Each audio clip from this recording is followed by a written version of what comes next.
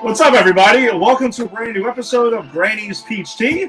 We are at episode 43, which is 43. The show is older. The show's older than me officially now, even though yes, that's true. Even though you have jumped to 42, it jumped to 43. It's keeping ahead. I stayed younger. Managed to find a way. But yeah, thanks for joining us tonight. I mean, look, I was going to say, I give the show doesn't look a day over 20, but I'm sorry. Go ahead. Oh, absolutely not. No, we got we're not the youngest show on Pop Culture Pros, but we're close because Double O Deep Dive is now the baby. They're the little brother or sister now. Little baby in my arms, two episode old. So yeah, thanks for joining us. We really appreciate it. If you're joining us on the Facebook stream, if you're joining us on YouTube or Twitter or Instagram or the audio only version, wherever you may have found it, thanks for hooking us up. Yeah, we got a lot to talk about tonight. And to talk about that with me, as always, is my partner in crime, Jason. Jason, what's up? How's it been? It's been all right, Ed. It's been all right. You know, I gotta say, I was nervous. I was nervous on Monday. It was my first official show without you, and I think I pulled through. So you know, things have been good this week. Things have been good. Yeah, we've been pumping out a lot of content. I was thinking about this, and I'm like, wait, we did our last Grannies on Saturday. Then we had an off day. Then it was Double O Deep Dive on Monday. Then it was an off day, and now we're back at it again. Short turnaround here. Yeah. It really is. We are hard-working podcasters, earning every cent we're not paid. All of that invisible money. Maybe they'll maybe we'll get paid in not even cryptocurrency. Whatever, monopoly money. Look, all I ask is that if Faraci ever makes his way to New York, he buys me a drink, and then I'll buy him one in return. But that's all I need. And then that's it. Then we're good. But yeah, so we're going to kick off our but with the stuff we do have to talk about, we're going to be unhassling the Hoff a little bit. Jason's got some Baywatch nights for us. Then we're going to jump into Flash Season 8, Episode 4. We got Hawkeye, Episode 4, which dropped earlier today. So it's going to be an open spoiler discussion. If you have not seen Hawkeye yet, come back and join us at a later time. And then we're going to continue our review of I'm going to refer to it as the theatrical Spider-Verse, because one of them was animated. Yes. So the theatrical Spider-Verse, and we got our first look back at an MCU film with Spider-Man Homecoming, which Jason had pointed out last week. I really wasn't even aware of it. I'm like, holy shit, he's right. This is the first time we're looking back at an MCU film, because all the other stuff's been like, new. Yeah, we did the DCEU, and then we did we teased that we were going to do the MCU, and then we pulled out like Dolph Lundgren's Punisher. yet people still listen to us. And then we did the new ones. But yeah, this is the first time we're actually going back, and then I'm excited. I texted you last night when I rewatched this movie. I'm excited. No, me too. I mean, I've seen. I don't know if this is the most I've seen an MCU film, but it's been a little while, and I was avoiding it because of the show. I stopped watching Homecoming, but there was a long stretch wherever it was on, I used to just get hooked in and rewatched it. So, I rewatched it on my flight back from Chicago earlier today, and it's just awesome. It still holds up. Yeah, and I have to give away what we're going to talk about, but yeah. Look, if anyone came to this show thinking we were going to trash talk Tom Holland's MCU debut as Spider-Man, then this is their first episode, and maybe this show isn't for them, because I think we've done nothing but lauded the MCU up to this point, and we're not gonna backtrack on Spider-Man. No, absolutely not. But as we mentioned, to kick things off, though, Jason, how was Baywatch nights this week? It was a bit problematic, Ed. And it was the 90s. I get it. But so the whole thing is, all right, starts off with Mitch rescuing a seagull that is on the beach, stuck in like litter, not glitter. And there's an Asian girl who isn't speaking, who's helping him. and he's like, being Mitch and real nice. And her mother's making a phone call. And then I think it was the Japanese mob, the Yakuza, who were working with a businessman, jump out, and they abduct the woman, and they go to abduct the girl, but Mitch valiantly protects her. And then there's a lot of like samurai talk because they're Japanese, as I said, and a lot of gong music and a lot of bowing, and I'm not gonna say it's racist because that's going a bit too far. It was the 90s. This is what representation on UPN at 2 PM, whenever the hell this show aired, looked like. Yeah, but it was uncomfortable. Not uncomfortable. It just was. If it was better, I guess I could have defended it. But it was also just kind of there were geishas, of course. That's how they break the big case. That's how they find the woman is their geishas in the club, and there's it wasn't one of the Hoff's better episodes. It certainly wasn't the one we did last week where the psycho guy curates the Museum of the Dead, but they can't all be the Museum of the Dead. Positive aspects: Lou Rawls in this episode again. Okay. He just comes in time to time, and what's her face? Donna Derrico, I think that's her name. She's apparently is a pool shark, and because the B plot is rich kids are coming to nights because they get off on getting drunk and destroying places and then throwing money at the owners. And so she bets them over a game of pool. Yeah, I know it's stupid. And she gambles over a game of pool. Like, if I win, you get out of here. If you win, you can do what you want. And then she proceeds to sink every ball without missing. It was kind of ludicrous. Yeah. Well, what else would you expect? I mean, again, it was no chicken outfit. All right, so no chicken outfit, but we have samurais and yakuza and pool sharks. So yeah, exactly. It's a weird episode. You got to take what you can get. Yeah, exactly. All right, so hopefully the Hoff is satisfied with that, and we're not knocking him again, but we're just acknowledging his previous triumphs from the 90s this time. That's it. Not knocking him at all. I think he's actually, again, very charming in this episode, and it warmed my heart to watch him save that seagull. All right, so let's jump into some comic book stuff then. All right, here. And get into The Flash, Season 8, Episode 4, which is Armageddon Part 4 of the 5-part mini-series, I guess we're saying what it is. I mean, I guess this is the crossover. They're not doing crossovers anymore because, a lot of these shows aren't on, Black Lightning and stuff. But this essentially is the crossover Yeah, it's arc. The crossover. Yeah, it is. Before we move on I wanted to get to Bert's got some comments in here. Yo, what is up, Gil? Thanks for joining us. And Bert, yes, thank you. I appreciate that. Yes, today is my birthday. Yeah, so happy birthday. I appreciate it. Thank you, Jason. But what else could you want to do but talk about comic book stuff on your birthday? Why not? We love it every day. Fun times. And this is something Burb's pointing out here that I kind of acknowledge this too. It was a little weird. I was thinking about it. Yeah, you ain't wrong. Thum's a little chunky in the Flash suit. He really is. Yeah, kind of. I thought it was me, or I thought maybe it was his face or something. Definitely the face. It looked like the face was kind of pouring out of it. You know what I bet? I'm willing to bet that because for budget reasons, they didn't make a new suit, and they just had him in Grant Gustin's suit. I think they just put this poor guy.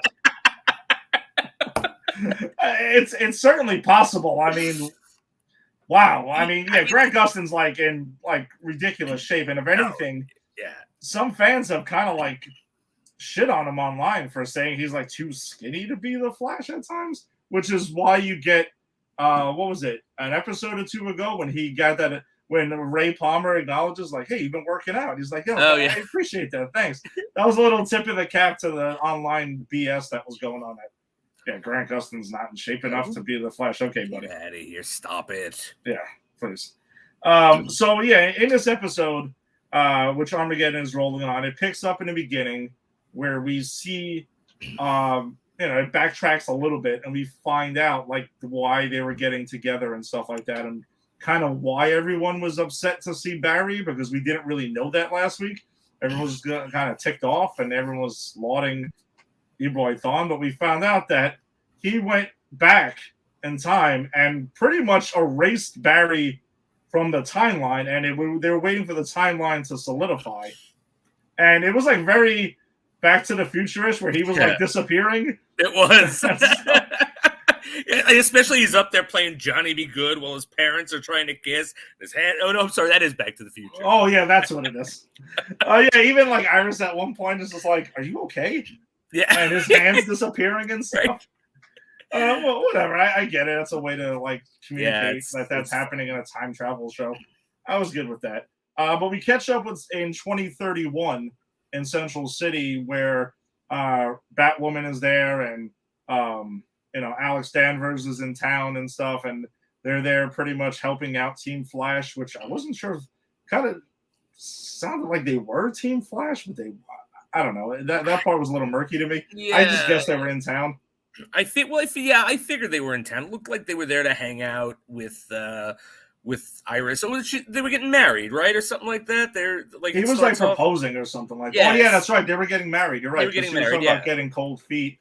Yeah, and writing her vows. So they're there for they're probably there for the wedding. So. Yeah. So we find out that in this timeline, Ryan and Sophie are trying to have a baby, and they're deciding who's going to have the baby. And she's like, "Well, the Batsuit, that's going to be a little tough for him to do that," which is the case. I mean, I can see that being a problem. Look, I think that's a fair point. If you are two women in a same-sex relationship, and one woman is a superhero and one isn't, I think if the superhero says, "Look, you should carry the child because I'm kind of a superhero," I think that's fair. It sounds like it's a pretty fair thing, but they ultimately decide. I guess they have a conversation, and they mentioned if they're going to adopt eventually. So they completely went, from one side to the other, and I guess they're like, all right, no one really is going to go through this physically, so they decide on that. We also find out that.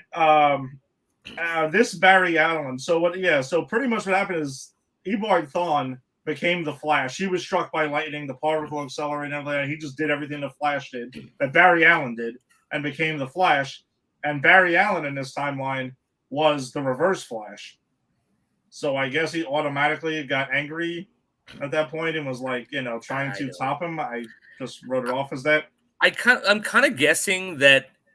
Like Eobard Thawne just sort of engineered it for him to be the Reverse Flash, because that's the thing is he engineered this whole timeline, so it didn't necessarily make any sense that Barry Allen would become the Reverse Flash. But I mean, I guess if you screw with the timeline enough, you can make anything happen. The thing that I wanted to point out that I thought was kind of crazy was, does Iris just in any parallel universe, does she just fall in love with anyone who becomes the Flash? That's, it's funny. I had that same question. That it was like, so you're saying that before the particle accelerator, she had no feelings for Barry? Right.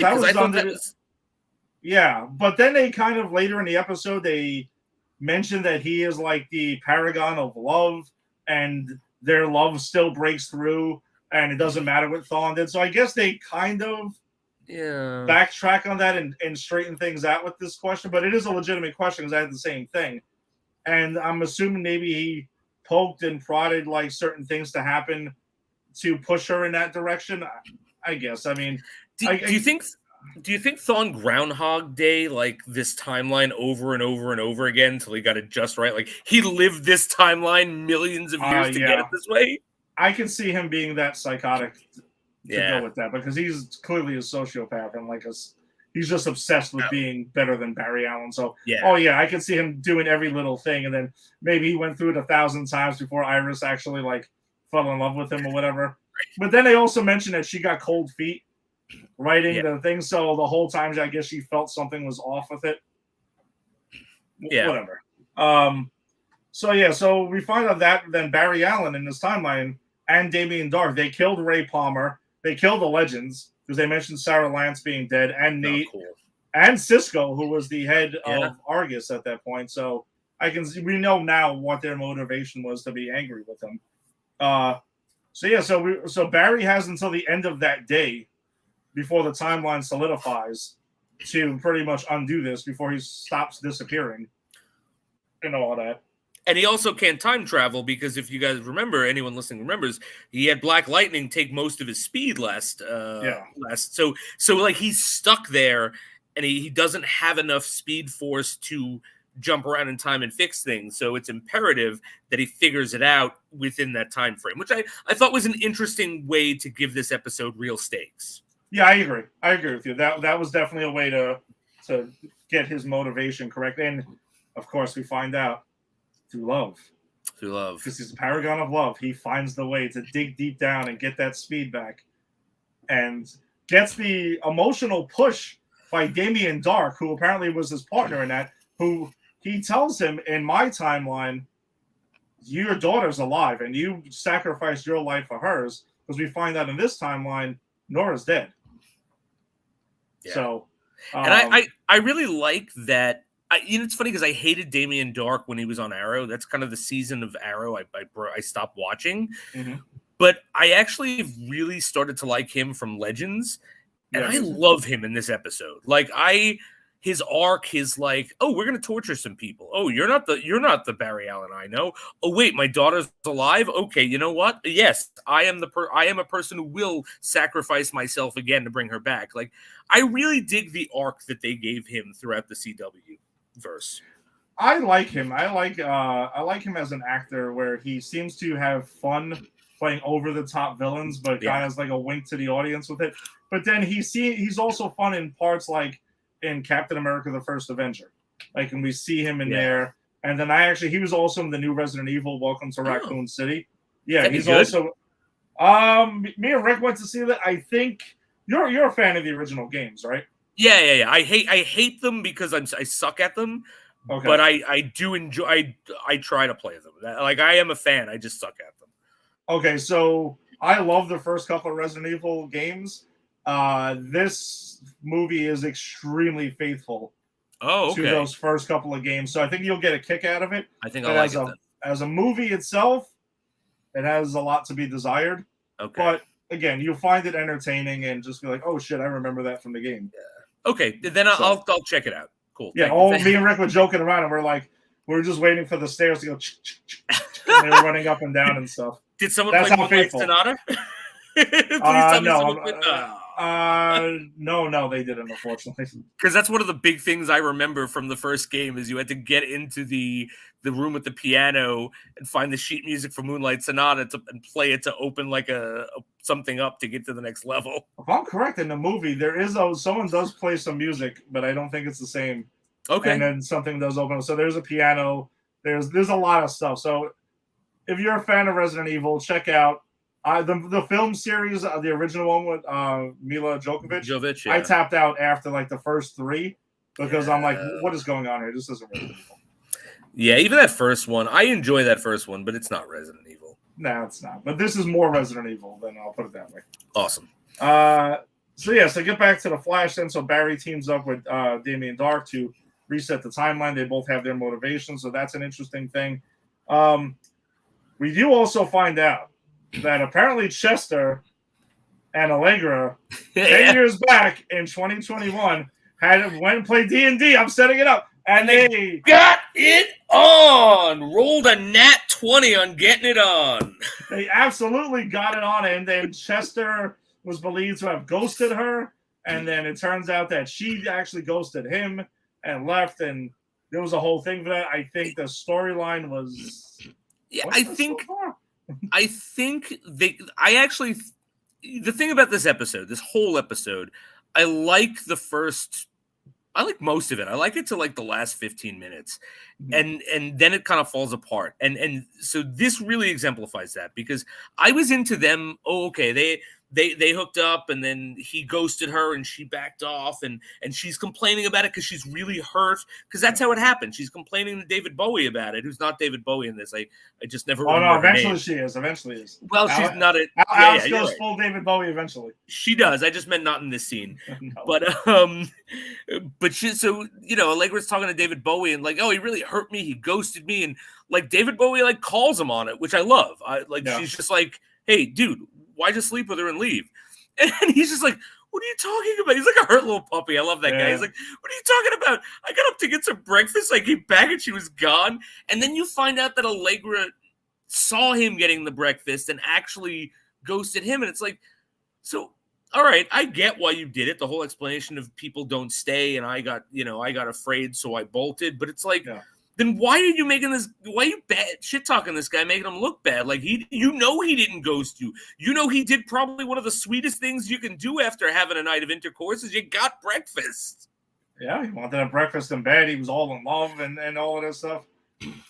So yeah, I thought that was, and I think the follow up to that was actually funny because there's a scene where like there's some crazy shit going on, and Allegra and Chester finally talk it out, and they're like, "Listen, the world's about to end.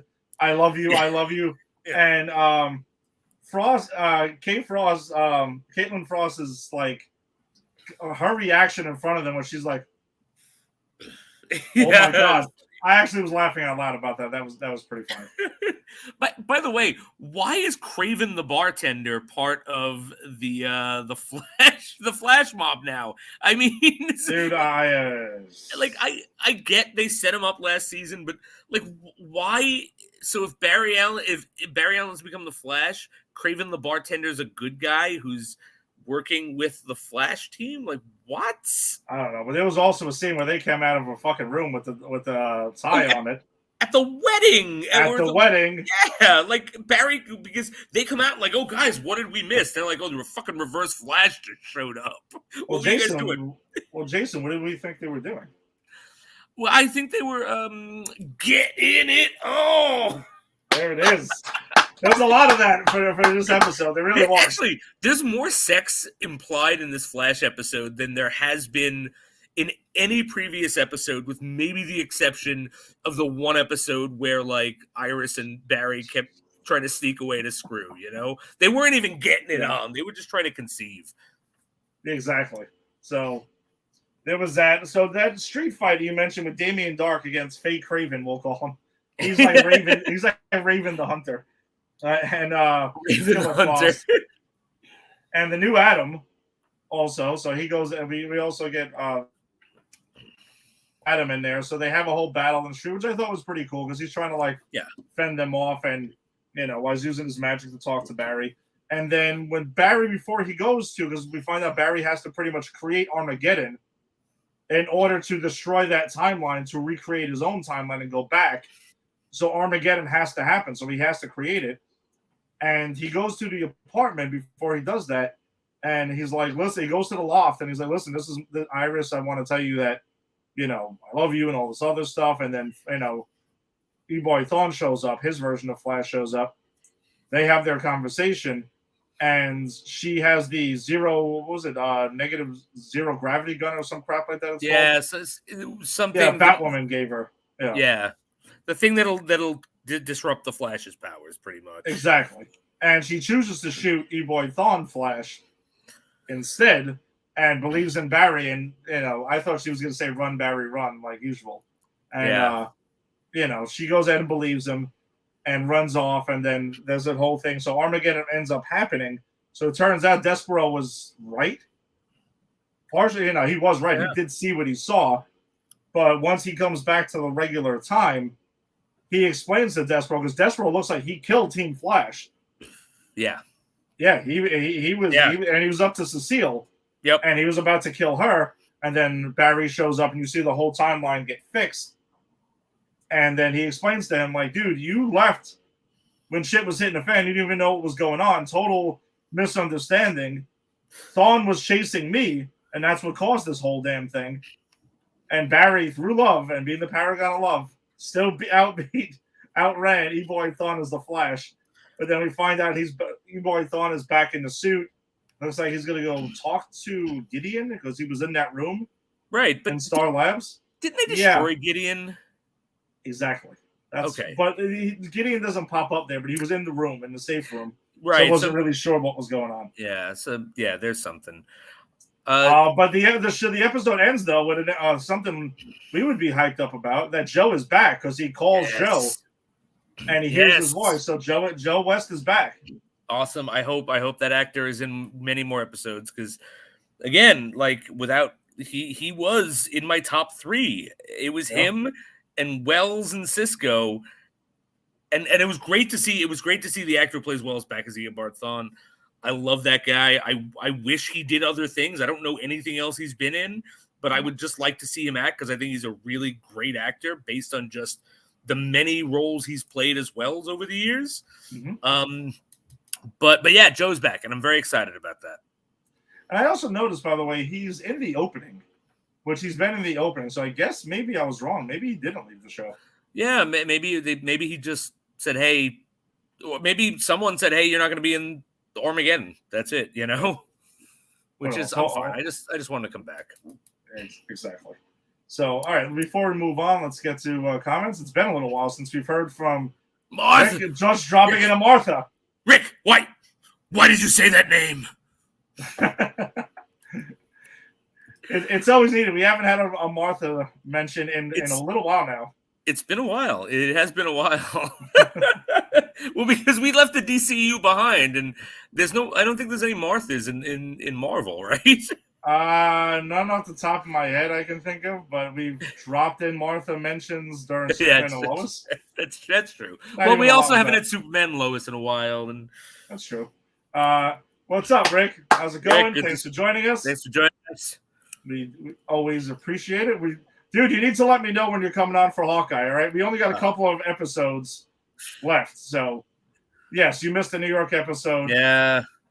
So but come on for Hawkeye at some point, man. Just watch it and what are you in Florida? They have internet in Florida, obviously. You said New York is too lit for him to be there. He had a lot going on here. He cried in a couple of days. That's fair. That's absolutely fair. All right, so we have a commitment here. Next week. All right, Rick. You can come on next week. We'll talk about it offline, but we'll go ahead and see. Yeah, you say not really. No, he was running around a lot during his time. Yeah, as they always do. We totally get it. All right, speaking of Hawkeye, let's jump onto it. What's up? No, I was gonna say. I just want to say one more thing with the Flash before we went. No, good. They need to stop solving every problem with, "Oh yeah, I'm the paragon of love," because that's why I liked a lot of this episode and then hated the end. Because it was just like, we got 5 minutes left or 10 minutes left. How's he going to beat it? Ooh, run. I'm the paragon of love. Everything's fine. It's like, how many times are we going to do this? Like, love always wins, as we learned in Wonder Woman. Then why even have a show? Then let's just say that he's cleared the world of everything bad because of love. Like, when you could just pull love out of the air and you win because of that, I don't know. It takes the stakes away. I can agree. I can see that. It does. It does do that. But sorry, I needed to vent about that because again, I really did like most of this episode. No, I mean I think it's definitely warranted. I mean it does hurt the episode in a way for that to be the answer to everything. Yeah. But there is one more part to Flash Armageddon, so we know this isn't over. Yeah. So maybe he only temporarily fought off Thawne for love. And didn't quite conquer it. And maybe Thawne becomes Meatloaf in the next episode because he would do anything for love, but he won't do that. Thank you. I've been practicing. Oh, that was good. You got it in there. That was you got those notes there. I like that. Appreciate it. I do karaoke a lot, man. I recall, and I've mentioned that. I told Angie about that too. About especially you and Grogan and you guys teaming up for your karaoke too. I mean, I those were fun times, man. It was good times. So all right, so let's move on to Hawkeye episode 4, which dropped earlier today on Disney Plus. Let's throw up the spoiler warning on the bottom. So if you have not seen episode 4 of Hawkeye yet, please go ahead and either skip this part and come back for Spider-Man Homecoming, or just watch it and come back and check us out another time. It's up on YouTube and everywhere else. You can check it out later. You can come back and watch a little bit of it and then leave and come back and then watch the rest, because the more time you watch it, the more views we get, the more popular we look. This is true. Watch this upcoming Hawkeye part 1,000 times. Who cares? That's it. That'd be great. All right, so spoiler warning's done. Let's jump into Hawkeye. yeah, so pretty much the episode picks up in Kate Bishop's mom's apartment, where we find out at the end of the last episode the Ronin sword Gary used the Ronin sword he had it at Clint's throat, and pretty much that's where we're at. So we knew he was in a shitty proposition here. While Rick's still going on about the heat in Florida and everything like that. So they have this conversation, and Kate and Clint sit down and they talk to our mother and her stepfather, and they have the talk about it, and it's like, find out pretty much I thought it was a pretty funny conversation because it was very much revealing of, oh, we're partners. Oh, we're friends. Yeah, we're this. And Clint's like, nope. No. I don't know if I'd call it that. No. And then reluctantly, eventually he's like, sure. Yeah, we're working on a case together, though, right? We're working on a case together. And he's like, sure. Like you said, it's so reluctant. We are. And she refers to him at one point as CB1. And then he's like, nope, no one calls me that. Nope, that's never, not a thing. I love their dynamic. Their chemistry is great. I think it's hysterical, yeah, because she's like young and perky, and oh my God, you're my hero, we're gonna do great things, and he's like, no, I'm old, I'm retired, I got a family, leave me alone. He's like a grumpiest Avenger. Yeah, he's the grumpy Avenger. And then she also calls him out for like his marketing stuff and stuff like that, of like, because Gary's acting almost like he kind of doesn't know who he is at one point, but then says, thank you for saving the planet and the universe and everything. It's like, yeah, it's cool, but don't mention it. I think the thing was he knew who he was, but he didn't remember his name. It was like, oh, yeah, Archer, yeah. And so I think that was the gag. Like, if your marketing was better, people would remember your name because they know who he is. Yeah, they know who Clint Barton is, but they don't know really what he goes by or anything like that. So at the end of that conversation, though, Kate's mom pretty much asks Clint, like, listen, you're doing dangerous shit in your line of business. Shit happens. You kind of got to get my daughter out of this. Yeah. And she also pulls the card, the Natasha card, which is a big part. I think it's a big part of Clint in this episode. Yeah, where you want to go ahead and say what mention. I'm sorry. I love that. I love that line though, because he was like, no, I can promise you that she'll be okay. I'm she's really good at this, and she's like, wasn't Black Widow really good at this, and where did that get her? And it was like, oh God, that's like, and then she doesn't actually mean to hurt Clint Barton. I'm sure she has no idea of their like deep friendship and relationship, right? But like it wounds him, and I think you're right. It like that drives the rest of the episode, like that like comparison. No, and that's what it is, and I think that's a lot of his motivation and the way he starts to look at Kate in this episode, because there are times where he warms up to her and stuff, but then he remembers like, I need to protect her, like this shit's gonna get too crazy right now, and he also he doesn't answer the question. She also asks, like, are you a father as well? He can't answer that because smart move. Yeah, if people don't know that, they don't need to know. And he talks about that, like he mentioned it in previous episodes. His whole job was to be a ghost, essentially, not to be recognizable. So you don't need to know shit about me. I mean, Kate already knows too much, probably as it is. Right? Yeah, and Kate's a super fan, so that's kind of one of the reasons she knows. But he also says that in this episode at some point, which I know we'll get to. But he was like, "I'm not a superhero. I'm a weapon. My job is to kill. I was pointed at the right people to kill." Yeah. And we'll get to that because there's a larger implication to the story. But I think that really does sum up like his whole thing. Like, no, I don't want to be recognized. I don't want you to know I have kids. We don't even know he has kids in a family in Avengers 1. We all think we're all shipping him and Black Widow in Avengers 1. No. And then we get to Age of Ultron. He's like, no, we're good platonic friends who saved each other's life. Linda Cardellini is my wife, and I have like 3 kids and a farm. And it's like, wow, you even hid that from us, the audience, Clint? Yeah, totally didn't see that coming, like, at all. Me neither. But yeah, let's jump into that, because then that's kind of where it takes us after that. Like, there's that they have their conversation going, and then there's a mention to Kate. Kate's mother says something about being alone on the holidays, and they're talking about like celebrating and stuff like that. And then there's cuts to Clint in it's Kate's mother, Kate's aunt or something like that, her abandoned apartment in New York, because it's not hers. It's pretty much where they're squatting after the jumpsuit mafia destroyed Kate's loft. Yeah, so he goes back there and we see him icing himself up and stuff with like random shit in the freezer, which I do love that they. I love that a lot of what he's icing himself up with is like booze, like packets of frozen margaritas, and he's taping it on his hand and his leg, and because they drink that booze later, which is why I think it's funny. It's like they set it up and then they knock it down. Yeah, because he's pretty much icing himself down because he's beat up and broken up, and he talks to his wife over the phone, and she's helping him in this episode, like helping him like look into things and stuff like that, because he's also looking up Kazi and trying to find out more on him and his, and in Gary's, company that he works for. He's an employee listed for. And so she helps him out, and they end up discovering that his company, who's the CEO for, does money laundering for the Tracksuit Mafia. So we know he's up to some shit, and we know the Tracksuit Mafia goes to still the powerful uncle with no name at this point.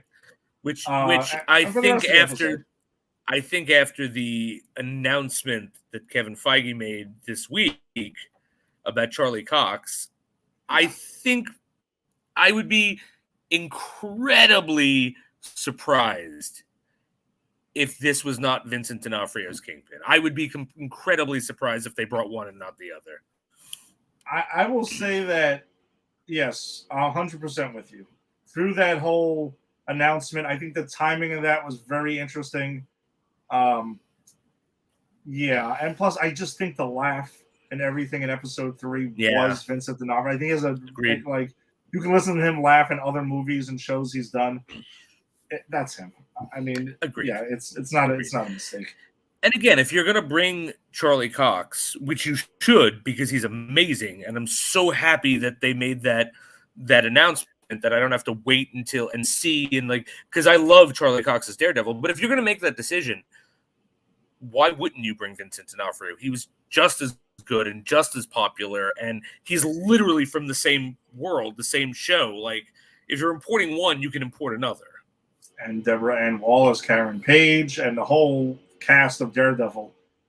Yeah. Well, I guess we'll have another discussion about that after we talk about this episode, because there's a lot of implications I wanted to talk about with that. Sure. So pretty much Kate goes to the apartment and she's like, hey, listen, I've got pizzas. I got Pizza Dog here with me. We're going to celebrate. I'm not going to leave you alone in the holidays. I got a bunch of movies because tonight's movie night. She knows that. He's supposed to be with his family. Let's celebrate. You're right. They end up taking those drinks and they bake a bunch of frozen margarita drinks. So fun. They're having that. And he talks about doing a quarter thing, a quarter trick, and taking somebody out with a quarter. And she's like, no way. And he's like, I don't want to show you. And she's like, no, I'm not going to believe that. He goes in and flicks it at the damn TV and clicks it off. And she's like, you got to show me that. So she's trying that, and she finally gets it. I thought that was really cool because, again, it's more taken under the wing and training everything.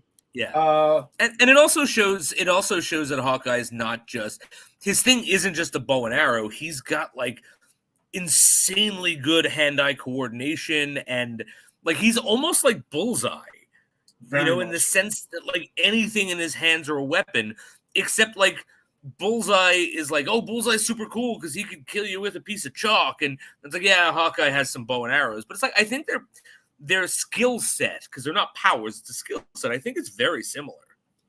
Yeah, and I don't know if we'll see it in the MCU. We may or may not. But in the Dark Avengers comic storyline, when Norman Osborn is Iron Patriot and he needs a Hawkeye for his Avengers team, he gets Bullseye to be Hawkeye. That's the move right there. Yeah, that's the move. So you can see their skill sets, could mimic each other very easily. But then we see Clint is dealing with some kind of like PTSD from Nat's death. Like they show scenes from going ahead and when she fell in Avengers Endgame, when she fell down, and there's a lot of flashbacks and he's dealing with a lot of it. So that whole conversation with Kate's mother really got things triggered and going along. And like the conversation you mentioned earlier, they have the conversation saying like, Clint's like, yeah, I'm a weapon. That's pretty much what I am. I'm not a role model. I'm not any of this, and I happen to be pointed at the right people. And I love that. And it actually comes on the heels of, like, she asks him who Ronan was, or how did you know Ronan? Like, she straight up asks him, and he just doesn't answer, and she goes, "Oh, that you were Ronan," and then he goes, people dealt with the blip differently, because she also figures out that he lost his family in the blip, and she says, "But you're a role model," and that's when he says, "No, I'm a killer. No, that's what it is. He says, as Ronan, I did what I was trained to do." And she went, "Help people?" And he went, "No, kill people. I am a weapon, and I just happen to be aimed at the right people." And I just thought it was such a deep, introspective look, him taking that look at his own character. And it's like, for this version of Hawkeye, which is very different than Marvel, comics accurate Hawkeye. I thought it was a really, really great monologue. I really enjoyed it.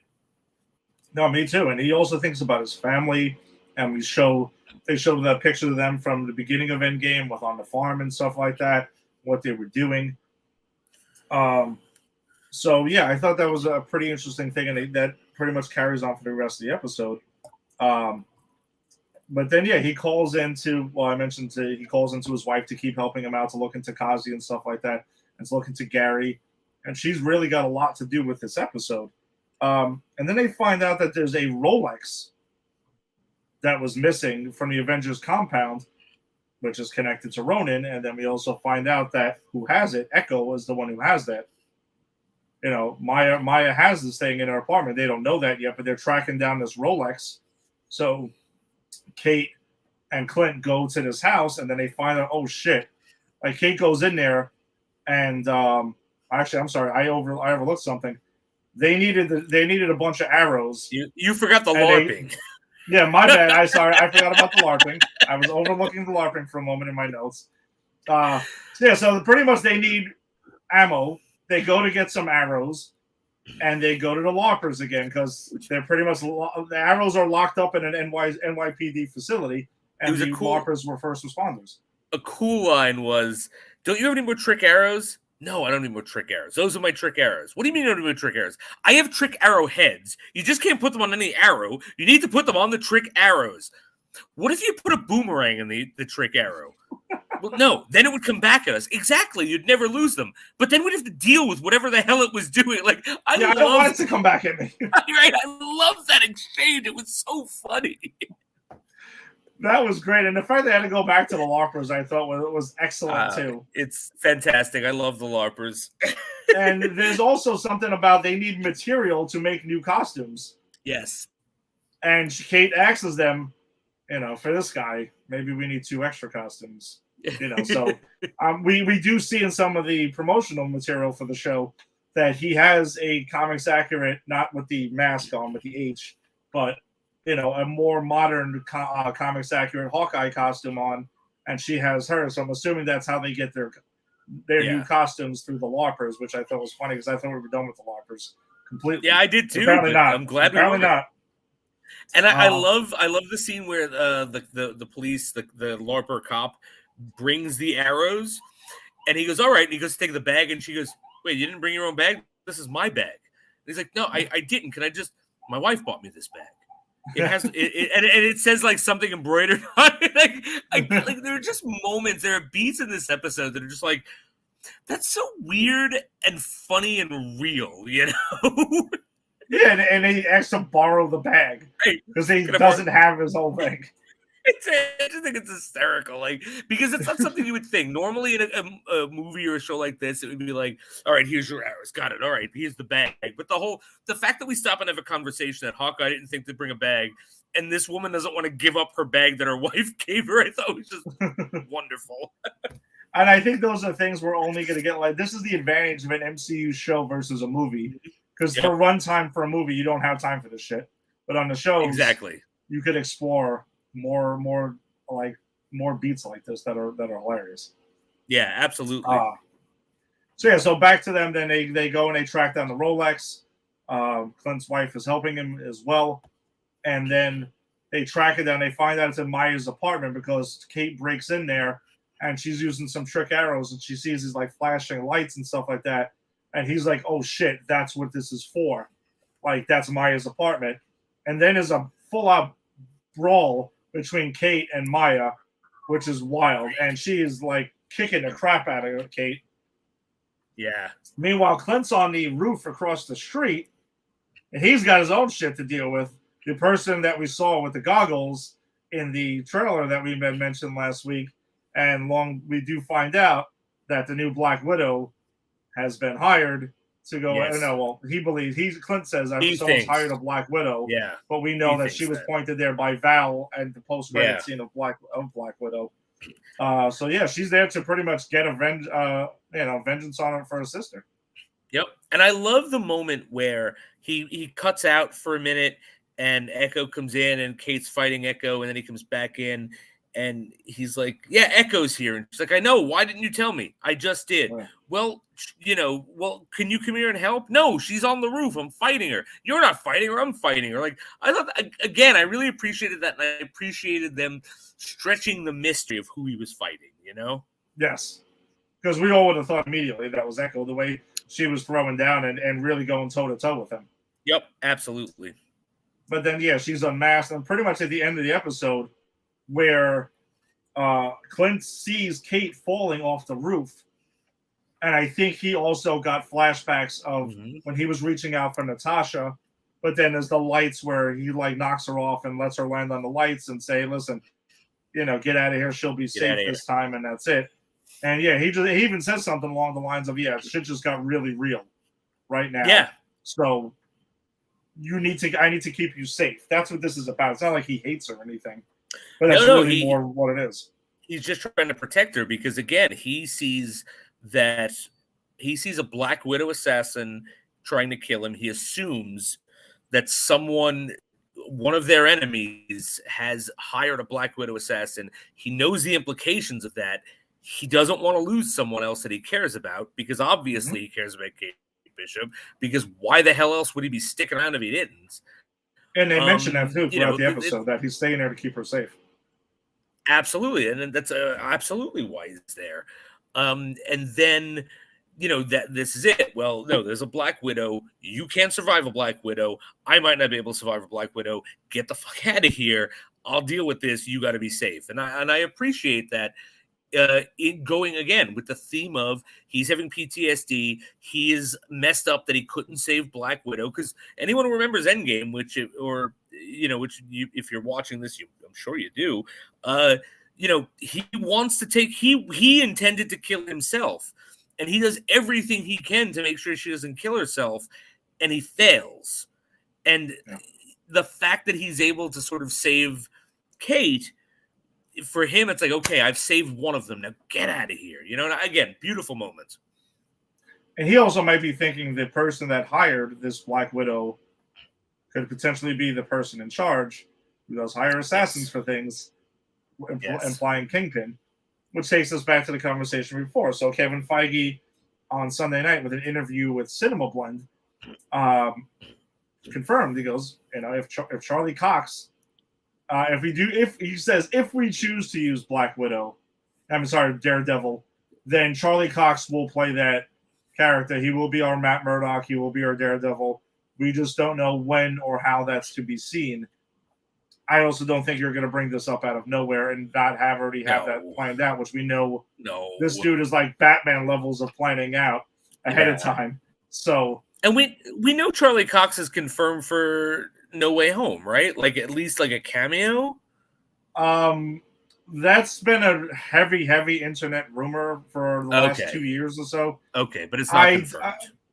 But going back to what we said, so I don't take his comments as saying that this is a confirmation that he's in No Way Home at all. I think it heavily implies he's perhaps in No Way Home, or that we're going to see him soon. We could see him in Hawkeye for all we know. That's we true. could see him. That could happen. if he's around, Clint's in New York City. This is taking place in New York City. We're believing that a Kingpin exists. Wilson Fisk is here. Matt Murdock can't be too far behind. Yeah, no, that's true. That's true. So maybe it's on the table. Maybe he dropped it out there knowing that D'Onofrio's Kingpin is going to be in Hawkeye. And so he throws out the Charlie Cox thing. So we all go, oh, maybe Daredevil's going to be somewhere, and don't think about Kingpin. Which I could, again, as you said, Batman levels of planning. Yeah. And he also, so that's the thing. I wouldn't say that he necessarily absolutely confirmed the thing in No Way Home.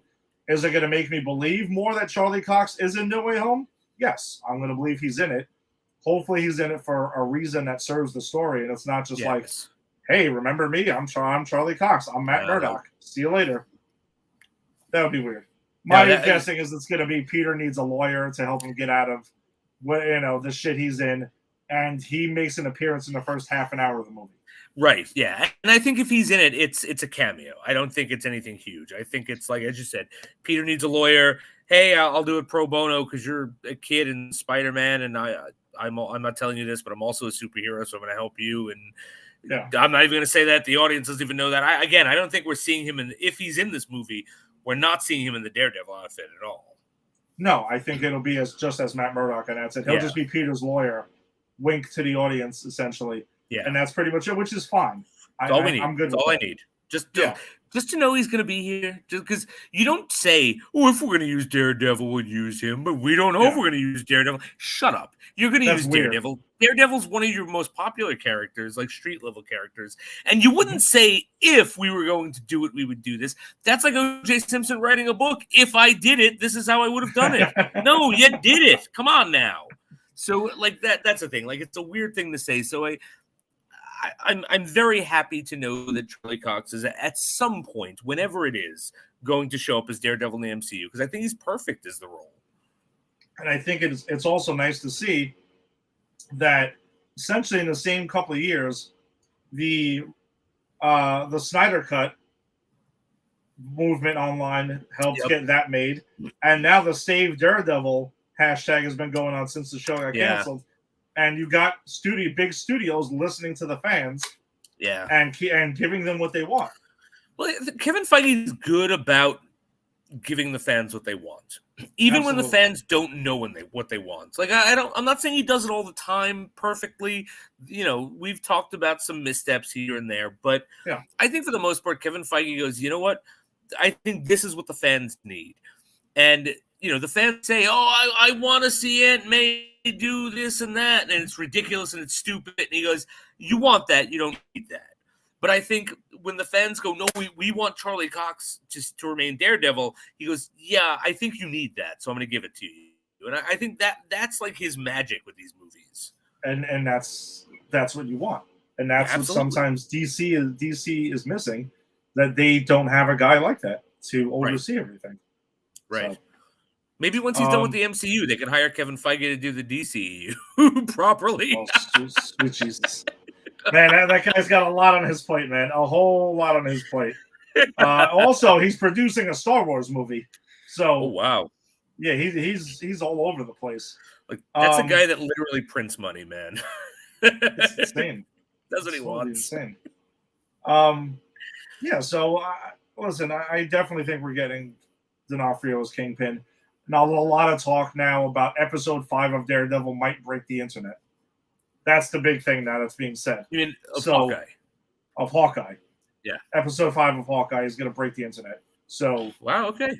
Who the hell knows? Maybe we get both of them showing up in the same episode. I don't know. Like, things are, getting crazy. And that drops next Wednesday, which will be our episode when we talk about our next episode. And it'll be the day before Jason and I get to see No Way Home. So, we got a pretty wild and exciting week next week. I'll tell you that much. We do. I have I don't know if I remember that I told you this, but a couple weeks back that I covered a class at work because I teach high school for the audience, people that don't know in the audience. And I spent the whole time talking about No Way Home with the kids, right? So I ran into one of those kids who's not mine. I've never had him. He just knows me from there. And he goes, "Hey, what's up? Did you get your tickets yet?"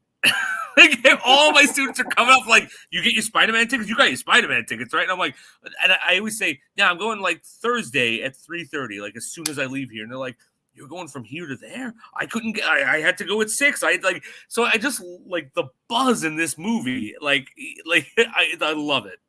It's wild, man. It is really wild. I have not heard buzz about anything since Endgame.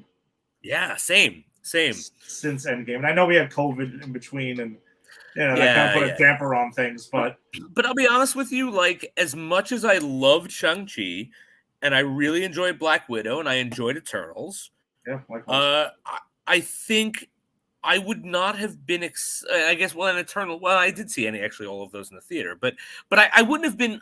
Even without COVID, if they came out when they were supposed to, I would not have been excited about any of those movies as much as I'm excited about this one. Like this is an Endgame or Infinity War event. You know what I mean? Yeah. This is gonna. I mean, the box office records. This is obviously going to set COVID, post-COVID box office records, maybe regular time box office records. Like it's going to be wild. Like really wild. Printing money. Printing money, man. Just completely insane. But speaking of Spidey, we're going to continue our revisit of the theatrical Spider-Verse. And after we talked about the Raimi trilogy and we talked about the Mark Webb films, we'll just call them that. And we talked about Spider-Man Into the Spider-Verse. Happy again. We're getting to his first solo MCU movie, because his first appearance in the MCU was in Captain America: Civil War, but this is his first, solo adventure that we got from him, and part of what they're calling now the Homecoming trilogy. So, that's what I've seen they're referring to it as now. So this was the beginning of it. Which I think they do that purposefully, like Homecoming, Far From Home, No Way Home. Like, they've set it up way more than any other title in the MCU as this is a trilogy. I wouldn't call Thor a trilogy. It's just a bigger part of a smaller part of the MCU, but this is different. Yeah, this is different. So I rewatched this again, and this is one of my favorite Spider-Man movies. Yeah, it really is. It's a happy, feel-good film. The inspiration for this has been, they said from when they announced the film, it was going to be inspired by like a John Hughes, like MCU film. Yeah, and watching it last night, I'm watching it going, this really is an 80s like teen rom-com with Spider-Man. Like even the soundtrack is 80s. They really did nail it. Yeah, no, it very much is. The one part I think, I guess I'm fine with it, but it kind of like, if I was going to ding this for anything, would have been the scene when he's chasing and when he leaves Liz's party and he's going, and then we find out he's in Queens and he's like, obviously can't swing around building to building like that. And I thought that was funny, that was finally acknowledged for those of us who live in Queens and, and live in New York. Because he always just goes through and he flies, but it's like, you have to have something up there to grab onto. And if you live in Queens, and unless you live near the Citibank building in Long Island City, you're screwed, man. You got nothing. Yeah, and then they show him running, and he's running through some backyards, and then they happen to have a big flat screen TV of somebody watching Ferris Bueller's Day Off, and I'm like, of course, because that's a Ferris Bueller scene. Exactly, you can be like, we know that's a nod to the scene. I guess that was to really spell it out for anyone who maybe was too young that's watching this that didn't get it. I thought that was a little on the nose, but I was like, whatever. I mean, I dig this movie for nothing. Nothing. Yeah, it's just I love this movie. That.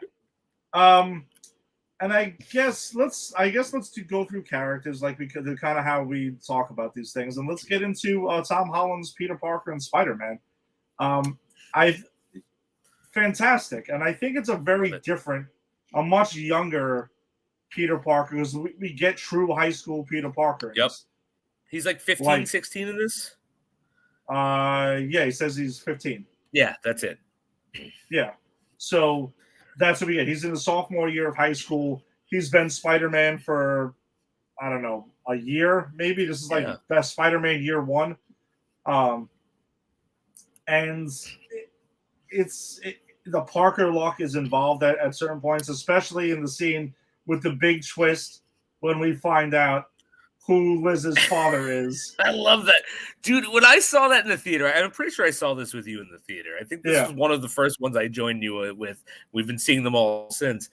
But when I saw this in the theater, when the Vulture opens that door to welcome him into the house, I was like, my thought was, wait a minute, he knows who Peter is? How did he figure this out? How did he know what's going on? Oh, he's Peter's date's father. Oh my God. Like, I didn't see it coming. Even after it came, I didn't see it. Yeah, that was, to me, that was like the ultimate in Parker look. Like, here it is. Boom. Yep. Again, your villain is closely tied to you now.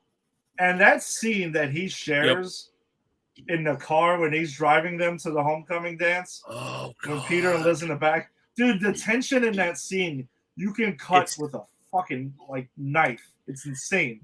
It's a beautiful scene, and there are levels to it, right? It's like he's driving, he's like, yeah, I'm just this woman's dad, this girl's dad, and this is this weird guy my daughter's taking the homecoming. And then it's like, oh, well, you know, he asks a question, he gets the answer. I forget what the first question he asks, and he's like, oh, you weren't there. And he recognizes his voice too. He's like, have we met? That was it. Have we met? I've heard your voice before. No, I just have one of those voices. Oh, okay. Yeah, Peter's always ducking out. He's always running away. Oh, is he? What happened in DC? Well, I actually wasn't up there. Oh, you were. And these levels of the Vulture realizing that Peter Parker is that, and then it's just, we're going to have the father boyfriend talk. Just give us a minute. And I watched this with my wife, which I've said many times, does not like these types of movies. It's very hard she likes some of them, but it's very hard to get her to commit to one of them. She watched, I would say, 90% of this movie with me until she got tired and legitimately had to go to sleep.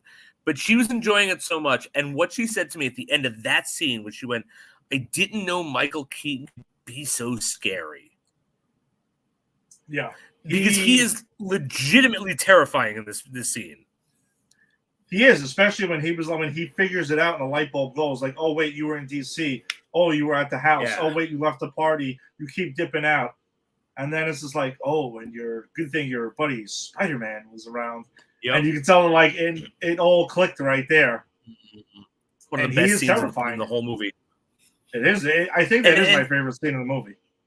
It actually is. Yeah, it probably is mine too. It's there's a close second, but I think it is my favorite scene of the movie.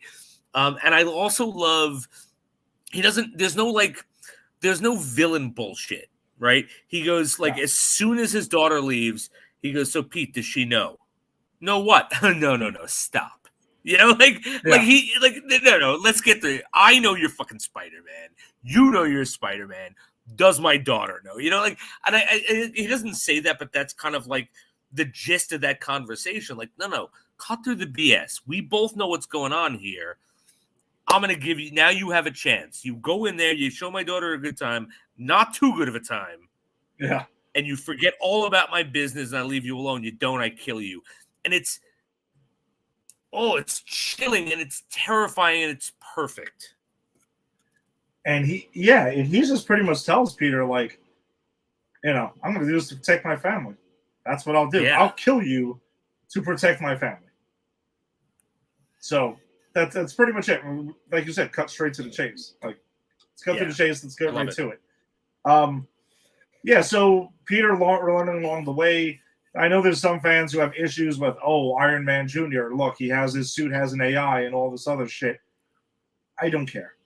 It means nothing. The essence of Peter Parker and Spider-Man is totally captured in this. He totally goes through this. I can see this type of a kid growing up in the MCU, seeing what he saw in Civil War, and then in the beginning of the movie, he's just kind of like jonesing to get back out there, and it's like this school's bullshit suddenly. Everything else is bullshit. There's bigger things I need to get to. And in this movie, he essentially learns with great power comes great responsibility without even having to say it. Don't be a dick. Don't be a dick. Exactly. Pretty much. And he learns it from on a lot of levels throughout this film. But I just kind of really buy that that's what a 15-year-old Peter Parker would be like in the MCU, thinking that this is all the grandiose things that this guy has seen and that exist in this world, and him getting a suit with an AI, which doesn't really get mentioned too often after this film. Not a lot. And to be honest with you, here's my thing with the AI. If this were the first and only Spider-Man movie that we got, and he had the AI suit, and there was all this Iron Man stuff in it. And I love Iron Man. The MCU is my favorite MCU character. Not my favorite comic book character, but I love Robert Downey Jr. to death. I would be pissed off because I'd be like, you know what? I want a more traditional Spider-Man. But the thing is, I got a more traditional Spider-Man with Tobey Maguire in 1, 2, 3. And then I also got a less traditional, but also more traditional Andrew Garfield. So it's like, we've already gone through like 5 of these movies. It's like, there are things you need to change and there are things you need to skip. We don't need to see Uncle Ben die ever again. I don't ever want to see I don't ever actually want to see a man named Ben die ever again in my life. We don't need old Aunt May, right? Because that Marissa Tomei is the age of Aunt May, and that she was in the comic book, even though she's not like gray haired and like 90 looking. And we need a new twist on something. And I think that was it. The suit was the new twist. It was like, all right, we're going to give you Spider-Man. We're going to give you the, comics accurate Peter Parker, but we got to update it because this isn't the first Spider-Man you've seen, and this is literally more than halfway through the MCU timeline. We have to do something different. And it works. If it didn't work, I'd say, nah, screw it. It was terrible, but it works, the AI. So I don't even know why people are complaining. Because people just like to complain about shit, and they need shit to complain about, so that's why they do it. I also think that, well, whatever, the people who bitched that Toby had the fucking organic spider webs got web shooters back. That Peter does make on his own. He does make. He does. They show him in the class mixing the batter and looking for the 3.0 version. So he's made his web shooters, and they do establish that in Captain America Civil War as well. But yeah, you're right.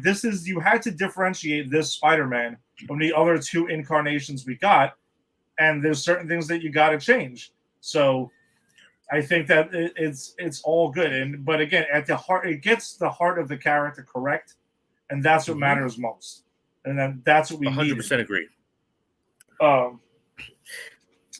Yeah, so we get a lot of that. The whole appearance of well, I'm sorry. Before we move on from Peter, though, I think it's also important that in the big showdown in the 3rd act of this film, after Tony takes the suit away, and because of him, the whole Staten Island ferry thing that Peter goes to, because again, he's inexperienced. Which that is my close second to my favorite scene of the movie, is that Staten Island ferry scene, because what a brilliant set piece that is for a movie. Watching him like being ripped apart almost, like trying to keep the ferry together because he screwed up. Like, he did this. The Vulture, had he not interfered, everything would have been fine. And then Tony Stark coming in and saving it. Like, I don't know. I just think it's a beautiful Spider-Man moment. But anyway, I know that wasn't the point. I just wanted to talk about it. No, it is. But yeah, he ends up he uses his pretty much sweatsuit that he created, because again, Peter Parker has no money, anything. He's a 15-year-old kid who's talking about finding DVD players in garbage cans at this point to create shit and invent shit.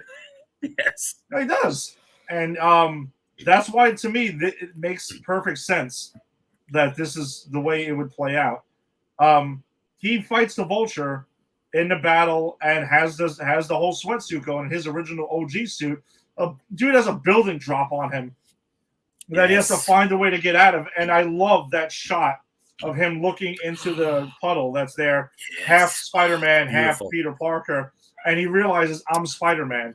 I need to, let's go. If you are Spider-Man, you need to get out of that. And that's a great moment because they actually, there's a scene in the comics where he has this whole thing that plays out like that. And it's a classic moment that I think it's great that they incorporated into the film. That's awesome. That is awesome. I didn't realize that. But yeah, I noticed that too. I love when he looks in that puddle and he's half Spider-Man, half Peter, and he makes that realization like, no, I am Spider-Man to get out of this. It's wonderful. Yeah, so for the detractors of the Iron Man Jr. shit, like, really take a look at the film again and see that all the key moments, and it captures all of that. For those who were talking about, Garfield is the better Spider-Man and Tobey's the better Peter Parker, the best of both worlds is here. We get a Spider-Man that is a wise ass when he's in the suit, super quippy, talking a lot of shit while he's facing his villains and everything, cracking jokes and everything, but not being a dick. Look at when he fights the Avengers, right? The guys in the mask. And he's like, and he comes in and he's like, oh, Thor, we finally met. Like, and he's like, even when he's getting his ass kicked, when they hit him with the anti-gravity gun, and he's still making jokes. Like, and that is, again, I've been reading a lot of Spider-Man lately. That is Spider-Man. Even when he's getting his ass kicked, he's making jokes because that's his defense mechanism. Yeah. And in this movie, that's what I'm saying. The MCU Spider-Man is the one that captures the whole picture. Agreed. And that's why I think he is the best of the three. I agree. He is the best. I think the people who say that Andrew Garfield has nailed Spider-Man doesn't understand Spider-Man. That's just my thought. I don't think so either. Spider-Man wasn't a dick. No. So you might want to go back to the drawing board and just pick up some comics and go check that out because it's just not the case at all. So then I guess that kind of brings us to Adrian Toomes, Michael Keaton's, Vulture. I love the update on the Vulture character in general. Like, they found a motivation for him in the MCU, having to pretty much have a cleanup company that gets, pretty much undercut by Tony Stark. And you can understand why Tony Stark needed to create damage control in this, which I thought was a great way to slip in damage control. Agreed. So he pretty much ends his business right there. And you can understand Tony's like, listen, because there's a common thread, even with Hawkeye, we're covering now, throughout the MCU, where if Avengers stuff gets out there, or stuff from their battles gets out into the public, shit can really get crazy.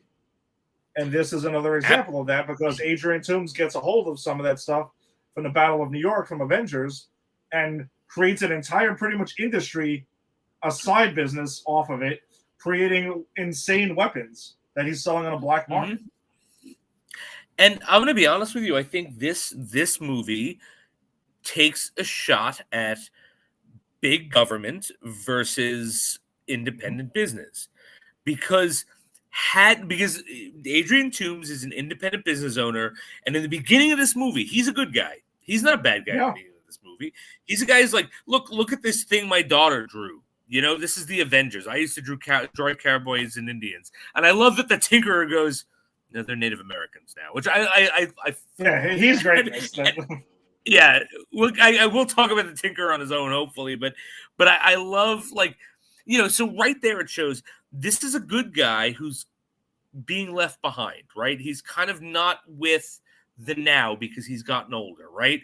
And then what happened? The Battle of New York happens. He hires a crew. He hires trucks. He's like put a mortgage on his second mortgage on his house or something. He talks about like, I can lose my house. I could lose my life. And the government just swoops in and says, get the hell out of here. Now, had the government had Time Daily gone, okay, we're coming in here. We're prepared to cut you a check for this to cover this, and this, and you get a little profit. This movie doesn't happen. Nope. Because the Vulture's whole motivation is the government screwed him out of a legitimate salvage contract that we can assume, because we live in the real world, he vied for, he bid on, he paid money for. He then had to pay money for his people and for the things like the government allowed him to do this and then went, nah, we're taking money and get the hell out of here. So I actually don't, until the end of this movie, I don't think he's a villain. He's doing what he has to do to protect himself and his family and his crew. And his crew is his family. So it's all like Vin Diesel. It's all about family. I was going to say is that I agree with you on a lot of points that you made. And yeah, I mean, when you're selling space weapons to pretty much anyone on the street, that's when things start getting irresponsible and a bit crazy. Right. But his motivations are correct. He is in the right wants to provide for his family by any means necessary. And again, he was pushed to this because of damage control on Tony Stark, and that's what we get. So I love the Vulture is one of the most, I think, underrated MCU villains because he's one of the best that we've gotten so far. In the MCU, 100%. In the MCU, yes. And I'm going to tell you, the comic stuff, I read some of the original comic stuff. He's weird looking. He's like 90 years old, and it's about magnets, and he's actually dressed as a Green Vulture. And it just, I never got his character in the comic books. And so when I found out that the MCU was going to debut Spider-Man with the Vulture, I went, all right, in Marvel we trust, I guess. But here it is. You're right. He's one of the best, if not the best villain of the MCU. Yeah, I can see the case being made for him being the best MCU villain. I mean, he's up there with Thanos. He's up there with Killmonger. You know, he's one of the best ones we've got. He's up there now with the Mandarin, even though he's not technically the Mandarin, but he's one of the best MCU villains the not Mandarin. Yeah, so we've got one of the best here, and it's also helps that it's Michael Keaton because he crushes it in this role in every scene he's in. He is. People forget what a great actor Michael Keaton is. Like everyone goes Batman 89, Batman 89, and Batman 89 is great, right? But people forget that this man can actually act outside of like, oh my God, is Batman. Like Birdman is a great movie. He is great. Love Birdman. It's phenomenal. Which I think is great that he's the Vulture in this. And my wife went watching it. She goes, did they create this role because of Birdman? Wasn't he Birdman? I was like, he might have been up for the role because of Birdman, and that's kind of part of the fun of it. But no, the Vulture is someone very different. But just again, he's so powerful as an actor, and I think we forget that because he doesn't really do a lot except for smaller, like he drops in big roles here and there, but he's not a prolific actor anymore.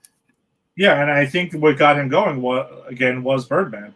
I think that kind of got absolutely re-energized his career because now he's Adrian Toomes in this, who we know is also going to be in Morbius that comes out next month. So we know we're going to see more of him. Who knows if we're going to see him in No Way Home or not? And we're going to see him in The Flash next year as Batman. Which I'm all for. He's one of my favorite Batman. I mean, yeah. So I guess then that can take us to we can talk about, I guess, Aunt May then as well, because now we have a prolific character who's in the film. All right. What I love their handling of Aunt May and the choice of Marissa Tomei to play her is, like you said, it doesn't look like this is completely bonkers age disparity between Peter Parker and Aunt May, and she's not like a huge. She's an important part of the film, but she's not like a ton of screen time. She pops in and out of the film. But I do love the fact that scene where she kind of calls bullshit on Peter after he comes back from, which the next character we'll talk about is obviously we'll talk about Tony Stark. But with Aunt May, Peter comes back from that and he's not in his regular clothes and stuff, and she calls bullshit. I'm like, dude, I know all this shit. I know the Stark internship. You're leaving the house every night. You smell like something weird right now. Like, I'm not an idiot. So she even says, cut the bullshit. Like, Yeah. let's have a talk here. Obviously, he doesn't confess to her right there because he's trying to, protect her, and also he even tells Ned that she finds out people are trying to kill me every night. She ain't gonna let me do this anymore, which I thought was kind of funny. It's a very teenage way to look at being a superhero. Exactly. But I think she's really good at it. And one of my favorite scenes with her is when she's she's working with Peter at tying the knot and everything, looking at the YouTube video, and he's just she's trying to like coach him along about being going to the big dance and everything. And at the end of the film, when she sees Peter with the mask off, and the last line of the film is, "What the?" Yeah, so they don't treat her like they don't treat Aunt May like she's an idiot. She knows that Peter Parker is Spider-Man. Yeah, no, I love that, and I love certain choices like she look. There's no getting around it. Marissa Tomei is an attractive woman. There's just no getting around that, right? And we don't think of Aunt May as someone sexy. Like I've never had up until this movie. No. I can say I never had impure thoughts about Aunt May. After this movie, I can't promise that. But what I like though is like they do go out of her way to make her look like normal. Like when they go to get the larb in which I love that scene, the Thai place, like when she just keeps like making the larb jokes, like do you larb this, do you larb that? How many times are you gonna make me say larb before you tell me what the hell's going on? Mm-hmm. Great scene. Like she's an attractive woman, but they also they give her these big glasses, which are weird, and they put her hair down weird. So I kind of like that they're like, no, she's an attractive woman, but she's also not getting made up every time she does something to like go out with her nephew. And I really appreciated that they made her look, or tried to make as much as you can make Marissa Tomei look like a normal person, And they do play on the joke about Aunt May, being who she is, like in this Thai restaurant, and then in the beginning, Tony mentions what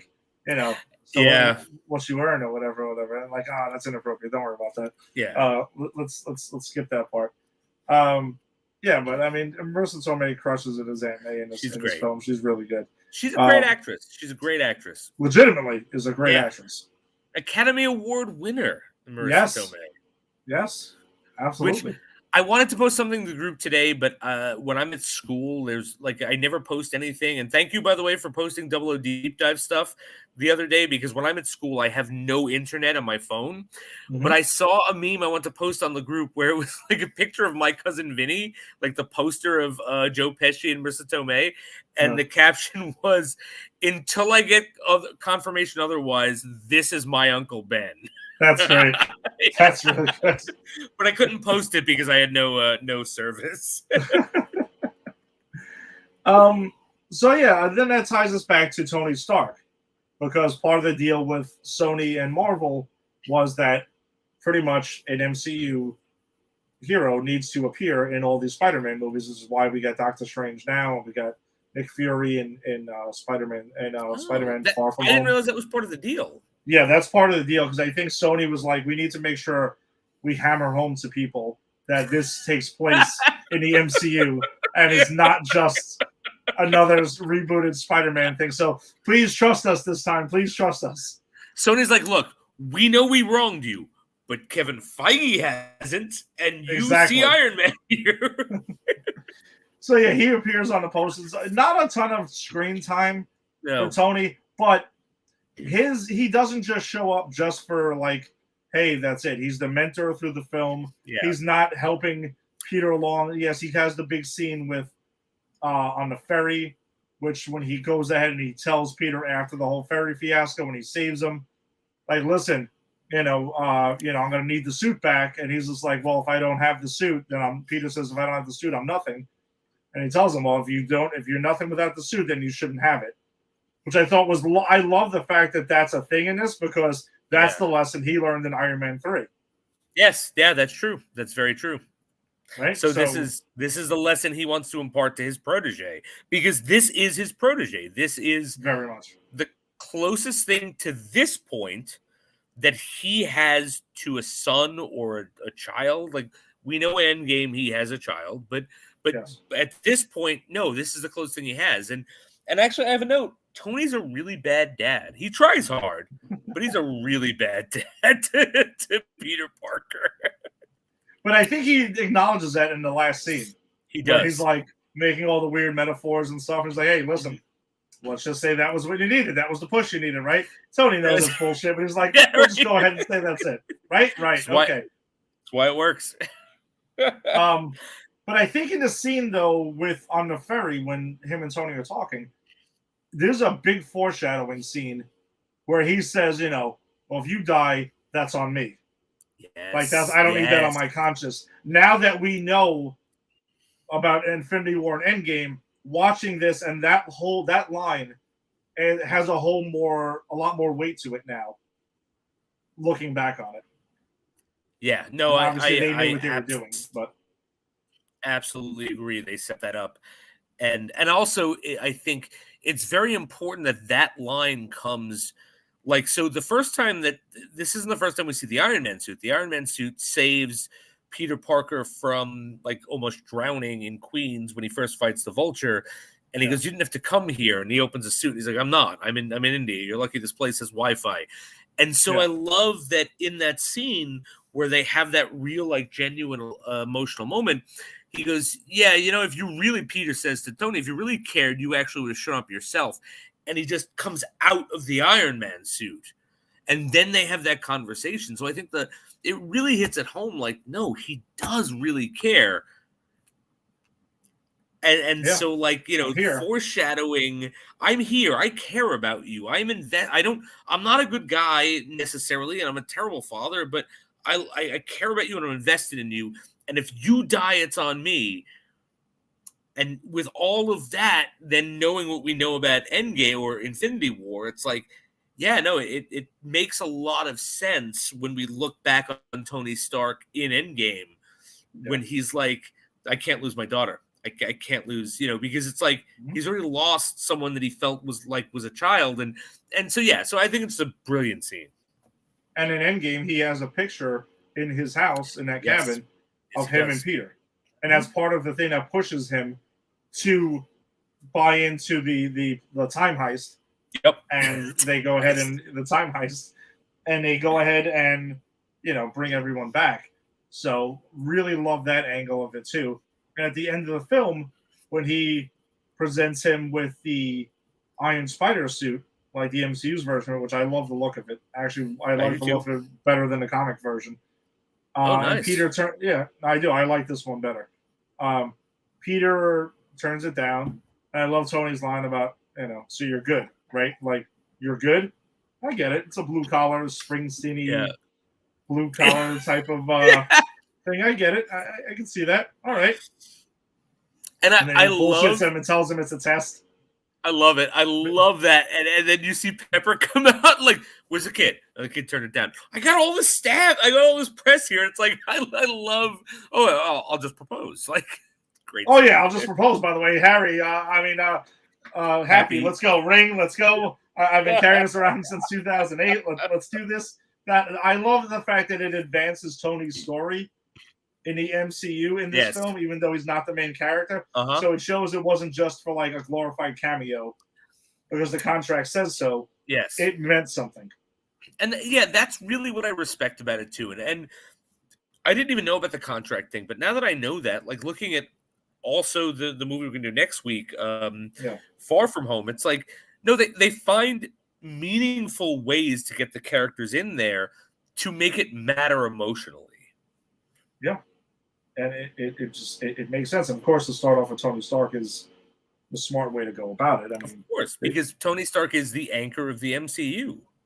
Yeah, kind of like how we talk about how Spider-Man is pimped out all over Marvel Comics to introduce everybody else. So now, why not? The Iron Man, a character that almost no one cared about before the MCU was. I mean, he's dead now, but it was pimped out all over the place. So hey, I'm in a Spider-Man thing. I'm doing this now. I'm doing that now. I'm showing up the end of the Hulk. Yeah, he was that guy. He was. So yeah, and then I guess that we can talk about some of the other characters. Ned Leeds is pretty much subbing in for Harry Osborn in this, which He adds a lot of comedic relief to the film. That is great. I enjoyed him a lot. MJ is really kind of like a comedic relief also, and is thrown in here and there and peppered in. But you know they're not going to hire an actress like Zendaya. You knew that at the time, to not just be the weird random girl that's on the side. Absolutely. Like, so my thoughts on Ned are he's hysterical. I love every moment he's in. Is a great like sidekick foil for Spider-Man. Mm-hmm. Watching it with my wife, who's Filipino, and I swear she has Filipino sense, like Spider-Man sense, because she went, "That guy's Filipino," and I went, "Oh, I thought so, but I don't know." And she like 5 seconds later, she's like, "No, he's Filipino. He doesn't speak it, but he understands it." And I'm like, "How that? Like, do you have a network of Filipinos that that tell you that?" But anyway, but I love him. I love when he finds out that Peter is Spider-Man. I love the whole, like, we're going to build the Death Star together. I love the scene where the teacher, who's the woman from Orange is the New Black, comes in. And says, "What are you doing here?" "I'm watching porn." It's just, like, yes, that's what I'm doing in a school dance. Like, he's comic gold in this. Zendaya, I have to admit, I didn't love in this movie. I really like her in the next movie we're going to talk about. Agreed. But I kind of found her gratuitously awkward and needlessly mean.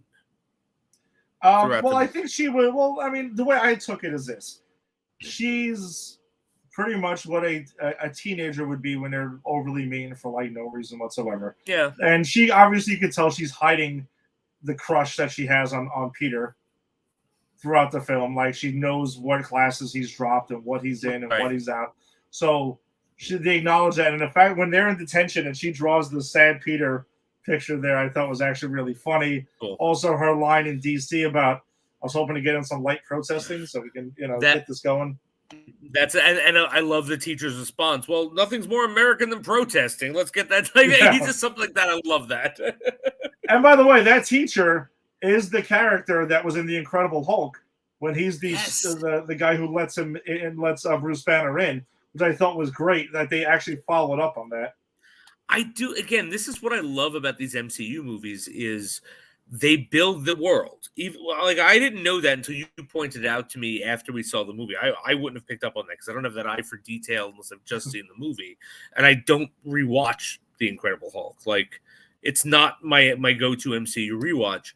But the fact that they pay such attention to detail, like, what that makes it when they retcon that Peter Parker was the kid from Iron Man 3, and that's a retcon. We know that's a retcon.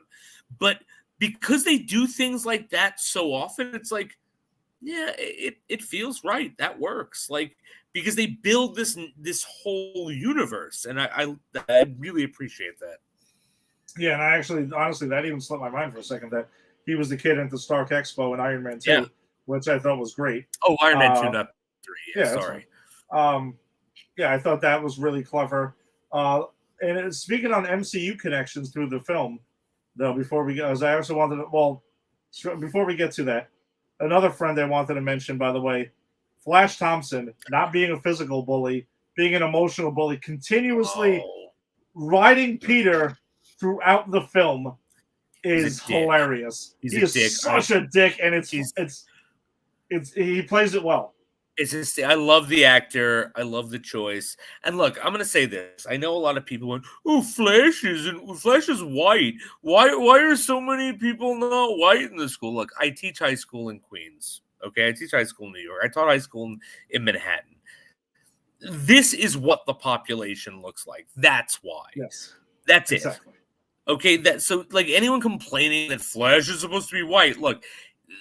The original Spider-Man happened in the 60s. Everyone in media was white in the 60s because that's all anyone cared about. It's not like that now, and that was not the reality then. So that's why. And this guy who played Flash, I think, is amazing. He's hysterical. The whole scene, like, when I say penis, you say Parker, penis. Parker, penis. Right, exactly. I mean, it's great. And he's not a physical bully. We don't have to see another scene of Peter Parker coming into his powers and beating the hell out of the Flash.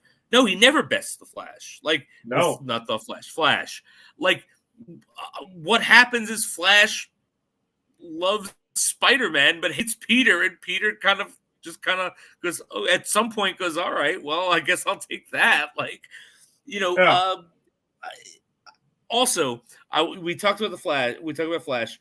Did you pick up that Yep, Flash I know where to go. Go for it. I know it. talks about Branzino? I honestly didn't pick that up until the rewatch this time, and I've seen this movie 1,000 times. I didn't either. And it's only because we watched Amazing Spider-Man recently that I made that connection. And that, Jason, that was the next point I was going to bring up. And I'm curious to see if you caught that. The fucking Branzino. The Branzino, and that was purposeful. Of course it was. That was when I'm watching it. And again, I'm like you. I would not have picked up on it if we didn't just watch. And because we made a big point about the Branzino in that movie. And the Branzino talk. Because that movie made a big point of it. But I just love Flash. Like, yeah, I know good Branzino. That was a good Branzino. It's like, I know when it's fresh. Yeah, I know it. It's fresh. Oh my God. I love that so much. I'm so happy that you knew exactly where I was going with that. Of course. The Branzino thing stuck out. I was laughing on the plane when that scene came up, and I'm like, holy shit.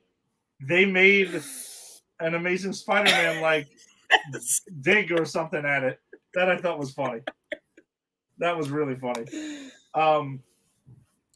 Yeah, and in that scene though, when Spider-Man steals the car, because he's at the end, that's his first encounter with Spider-Man, and that's probably where he starts to admire him and like, yo, dude's just looking out for neighborhood, like he says in Far From Home.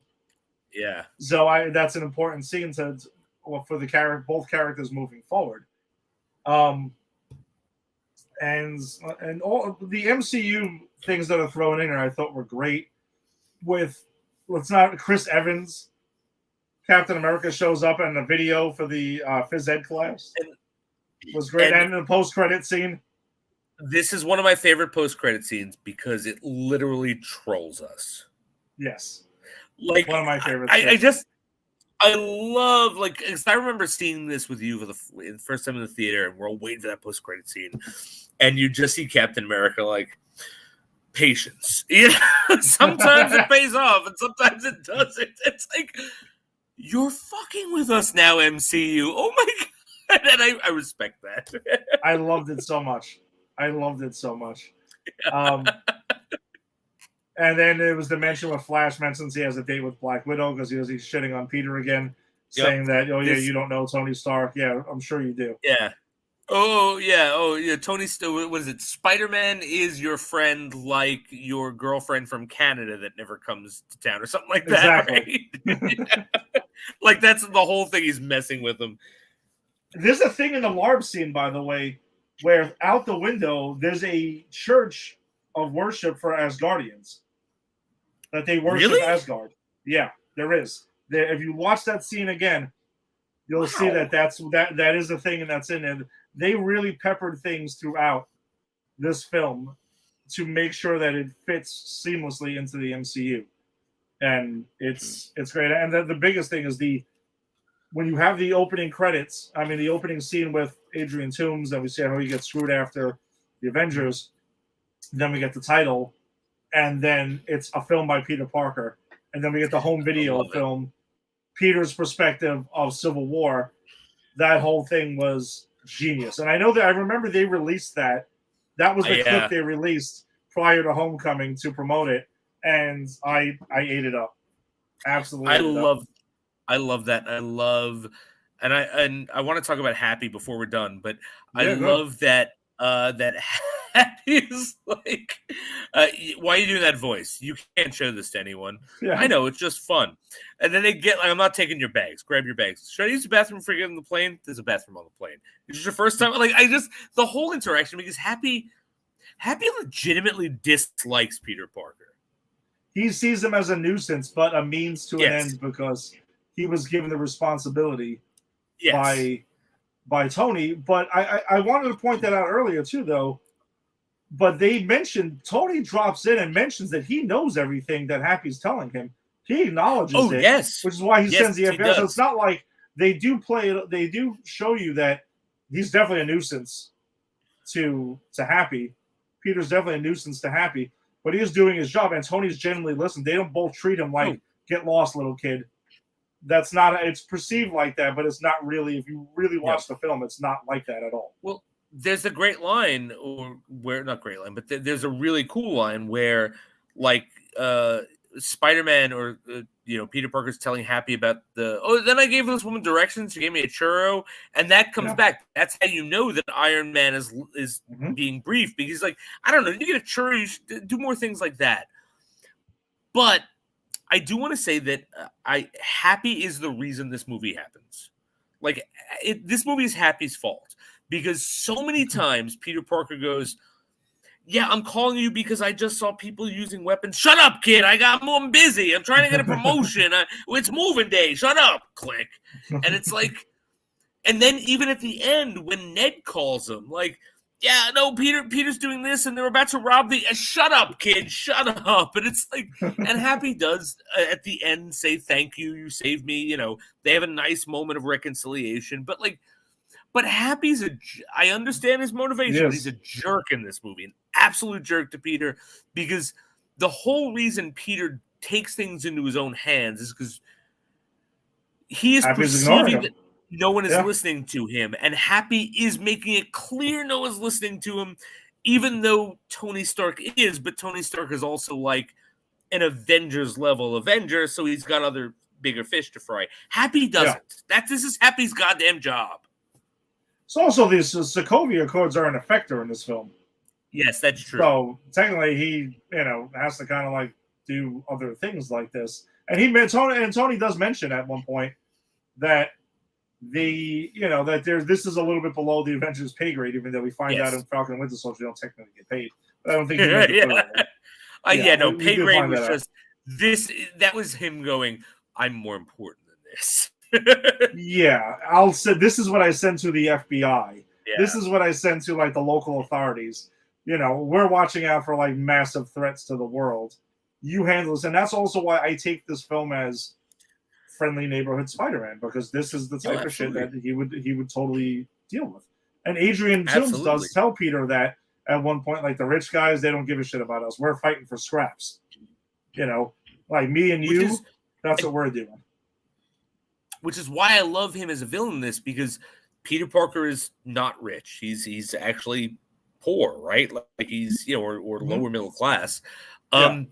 Adrian Toomes is a guy who was screwed over by the government. Like he made his own way. He went, oh, you're going to try to take from me. I'm going to take from you, and then I'll do dangerous stuff to make my own because you gave me no choice. And again, it's like Spider-Man's a working class hero. Vulture's a working class villain, and they are like, this is the perfect pairing in this movie. And I love also even that scene where, he doesn't like when the Vulture realizes that he has a connection to him, he doesn't want to kill him, right? No. And it's like when he starts when he's talking to him, and he has the wings go around and traps him underneath, which we talked about before. And then there's the moment where they're fighting on the carrier, and like they're both going out of their way to try to not really hurt each other. The Vulture then goes a bit too far. But I also really love that Peter's like, your suit's going to explode. No, stop. And I mean, I don't know. I guess I really just think this pairing was perfect. No, it really works. It really works because Peter knows that. I think that Adrian Toomes is not a psychopath. He's not a villain, even though he does kill the original Shocker by accident. But by accident. and I did want to bring that out. Like he goes, the original, and again, watch this with my wife, and after he murdered him, she goes, not even realizing it was an accident because she was only half watching because she was on her phone. She goes, no, that guy had it coming. What do you expect? You threaten him, you threaten his family, you know what you're into. And I was like, babe, he didn't actually mean to. And she's like, that makes it even better. But that's the truth. It's like, he doesn't mean to. He has in the villain world, he has the right to. This guy's like threatening him, threatening his family. Yeah. And he says to Peter, he tells him that. Yeah, exactly. And all he does to the Shocker is he means to hit him with the anti-gravity gun, and he kills him accidentally. And he's like, all right, well, that sucked, but I didn't want to do that, but it is what it is. And I think that's also part of like that's part of the escalation. That's like the first person he kills. And so then he's kind of all in. It's like, okay, well, if you threaten my family, even Peter Parker, who, I don't have anything against except you're trying to screw with my business, I'm going to put you down. And then again, and I like that. And I like the fact that Peter Parker also similar motives, like trying to protect his neighborhood, his family, his whatever. He won't cross the line that the Vulture does. And that's why I think this particular version of the Vulture, it's kind of like Batman Joker. They're two sides of the same coin. The irony of that might be being Batman. Exactly. Which again, not accidental. No, not at all. And the other things that are set up too is that, so we mentioned the original Shocker dies. Joaquin Woodbine's character ends up becoming the Shocker that was there, and he has this crazy fight with Peter outside of the school later on, which I thought was cool. I hope that's not the last time we see him. Matt Gorgon is set up in two scenes, the Staten Island ferry scene, and then in the mid-credit scene, where you mentioned, we also find out that Peter is, that Adrian Toomes is protecting Peter's identity, because he even tells Matt Gorgon, like, don't you think if I knew who he was, he'd be dead already? Like, making himself with a tough guy persona, because he's in prison right now, so who the hell knows what could happen to him. Then walking away, he has a satisfied look on his face, like, because he tells Peter early in the film, you saved my daughter. He also saved Adrian Toomes' life at this point, even though he turned him in. He knows Peter's a good dude, and he's a kid. He knows he's trying to do the right thing. So he doesn't. He does see and acknowledge Peter's heroism, and will protect it. And I'm sure eventually, though, we're going to see more of him, and I think we'll see more Vulture, as a villain eventually. But he won't sell out Peter for that, because he has that bond with Peter and that thankfulness of saving his family's life, because his number one priority is his family. Right, absolutely, and I 100% agree. It's like he has his priorities. It's his family. It's his crew. Peter goes above and beyond to save his family, not the crew, but him. Like, again, he could let him die. The Vulture is trying to kill him in that last scene. Yeah, because the Vulture's like, look, it's you or me. I got to get out of here. I got to protect my family. I got to provide for my family. And the fact that Peter Parker goes out of his way while trying to save his own life to try to save his murderer, that's why this Vulture is such a rich character, because that is not lost on him. Yes, you turned me in. Yes, this sucks. You foiled my plans. But do I want you dead? Oh, how can I? You saved my daughter. You saved me. You put me in a bad position, but also I kind of did this to myself. And again, I think this incarnation of the Vulture kind of understands that. You know what I'm saying? He knew what he was getting into. And again, I think this is the best Vulture. I think this blows anything I've ever read about him in the comic book or seen of him anywhere else. Yeah, absolutely. He's in the comics. He's a pretty goofy character, so he's really goofy. Gives him like a real person. And it's magnets in the comic book. Did you know that it's all about magnets? Yeah. Weird. Yeah, I don't understand how it works. It's weird. This is much better. This is infinitely better. And then the Tinkerer, we also see is in the film, who adds comic relief to it, but also, especially when he checks his phone and sees that his wife's texting him, he's like, well, why'd you leave your phone around? I'm a curious person by nature. But I love that line. I always have. The whole vacuum seal thing, I think, was great. He planned the whole thing from the beginning, wanting him to do this, to steal the Avengers stuff. And another thing that this movie sets up is the reason the Avengers are moving to the compound at the time, which we know the compound gets destroyed eventually. Avengers Tower is sold, and most people believe that it's Oscorp. That will be the Oscorp building that we're going to get eventually. Yeah, I'd be fine with that. Seen. Some people believe it's going to end up being the Baxter building. The Baxter building, yeah. That's the other thing I've seen thrown out there. So hopefully we'll find out soon enough. Maybe in 2 weeks we'll find out soon. Oh, yeah, it might be that. Ugh, I can't believe Spider-Man. It's coming out in 2 weeks. I'm so excited. So am I. Any other notes on Homecoming before we wrap this thing up? Yeah, I got one or two. So we didn't talk about Childish Gambino. I'm sorry. Yes, my bad. And we need to talk about him because as we established, I didn't know this until before our last episode we did Spider-Verse. Like, he's the reason Miles Morales exists. Yeah, Donald Glover's in this as Miles' uncle because they know he's set up to, if they want to revisit him as the Prowler, he's set up to be. Even that scene when he's buying the weapons, and he's like, he mentions, like a grappling thing. He's like, oh, really? What's that about? And he mentions he has a nephew that lives in the neighborhood, but we also know Miles is more of a Brooklyn kid, so the neighborhood meaning New York. I was assuming. Yeah, that's fine. Yeah, that's fine. But like, I loved seeing him. And again, at that point, my wife goes, because again, she has no concept of MCU versus Tobey Maguire versus Andrew Garfield. This isn't her thing. And she went, wow, they really got a bigger budget with their actors in this, right? I mean, he's big. And I'm like, let me explain the history. And she went, no, just let me enjoy it. Yeah. But I love the fact that they have the sandwich conversation, which is such a Queens thing. Yep. That sandwich in Queens? That sandwich in Queens, I love it. And then when he comes back and he interrogates him and he webs his hand, Spider-Man webs Childish Gambino's hands to the trunk, and he's like, oh, I'm going to interrogate you. He's like, no, you've got to be better at this. And he's like, no, what do you mean I'm good at this? And then he eventually like gets the information. And he goes, up, in 2 hours, you're a bad guy. In 2 hours, that'll expire. You be fine. You deserve it. And you deserve that, Mr. Criminal. You're a criminal. You're a criminal. And he goes, he's not lying. He is. He is, but I love his response. I got ice cream in the car. Oh, yeah. Love that. So I want to mention that, and I think I also want to mention the Stan Lee cameo. Ed, how's your mother? How's your mother? Oh, yeah. Don't make me come down there, young man. You little punk.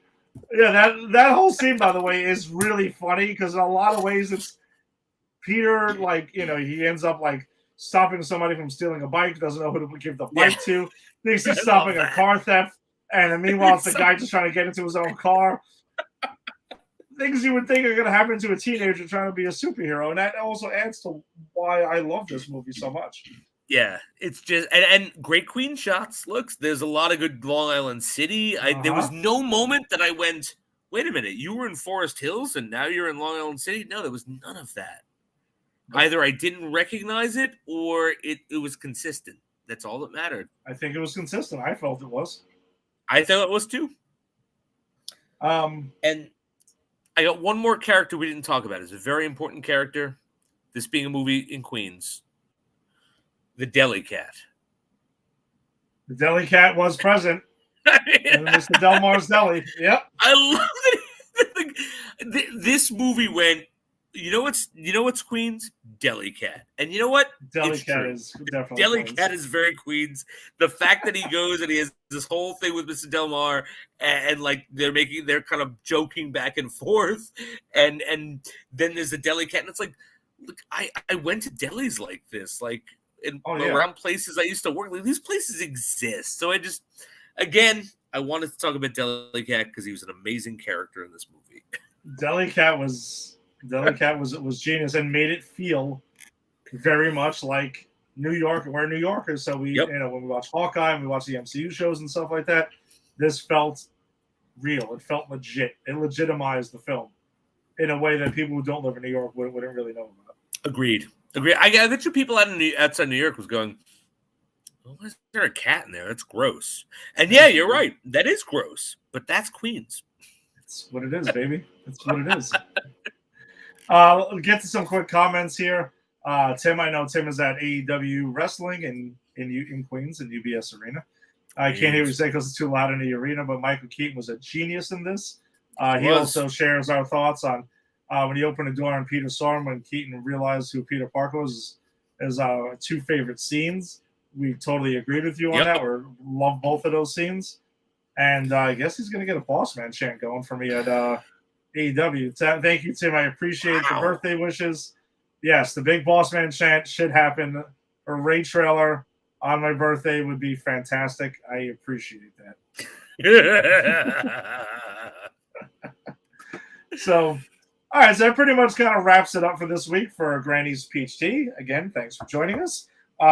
We will be back next Wednesday, which, Jason, is the night before we get to see Spider-Man. I think I'm saying 2 weeks, and I'm wrong.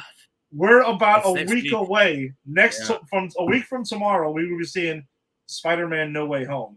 I'm excited. Next week, though, before we get to that, we have to talk about Spider-Man Far From Home because we have to complete our Spider-Man rewatch, as we said we would. So we'll be talking about Spider-Man Far From Home next week. That'll be our film. We'll be talking about Hawkeye Episode 5, which we'll see if we can get on and do the show because it's supposed to break the internet. And if there's no internet and it's broken, then we can't do the show.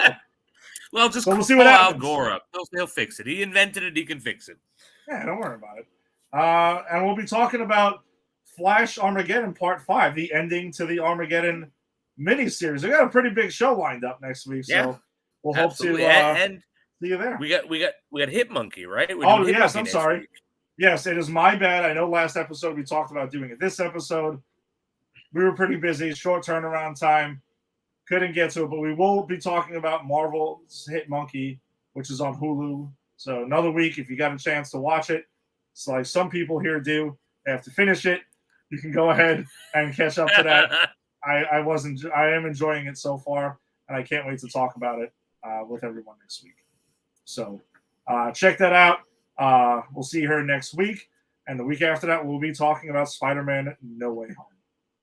And also that'll be the Hawkeye finale. And we got a bunch of crazy stuff lined up for you guys. That's a big show. 2 weeks is a big show. Next week's a big show. We got some big shows coming up, man.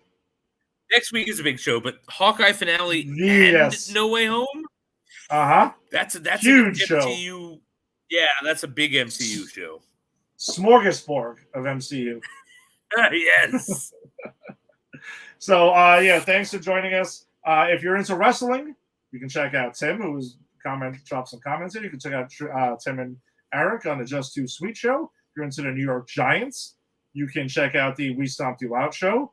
Also, you can check out Unsportsmanlike Conduct, which is another wrestling show here on the network. And we have another show that'll be on Monday nights, which Jason and I are on, a certain show called Double O Deep Dive. Jason, what do we got for Double O Deep Dive next week? We got Skyfall. We have what a lot of people say is the best Daniel Craig movie out of the run. So please join us. We're going to have myself, Ed, Ginny, and a special guest. As always, I'm trying to get a special guest for each of these movies. Skyfall.